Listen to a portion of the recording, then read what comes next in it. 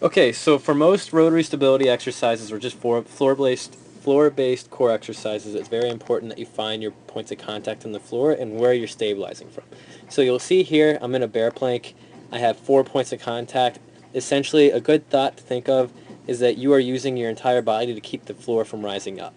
So when I go and I start to take maybe one arm off the ground, I now am mainly going to use the opposite arm and leg that are still on the floor, so I'll use my left arm, my right leg to primarily stabilize myself. You'll notice when you do this type of movement that that left leg actually barely has any weight in it.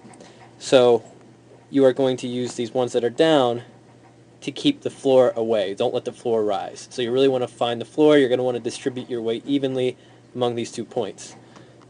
So the same can be said, when I lift up the other arm, and now it's going to be my right arm and my left leg, which you can't really see, that are going to be keeping the ground down.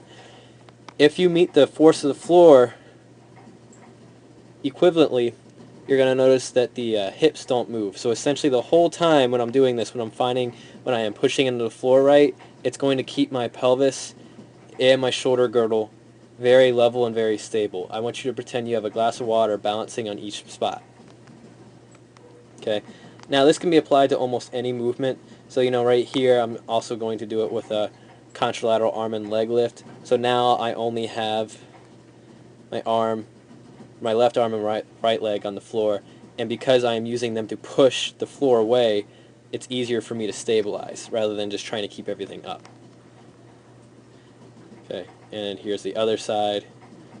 So now this can be applied for almost any movement. So it can be planks, pups, bear position, anything of that nature you can start to use it with. So here I've lifted one arm up, I'm in a rotary plank, and I'm going to use this opposite elbow and leg to push the ground away and to really activate my core. Okay, and the same rules apply in that I'm trying to stabilize that glass of water on my butt.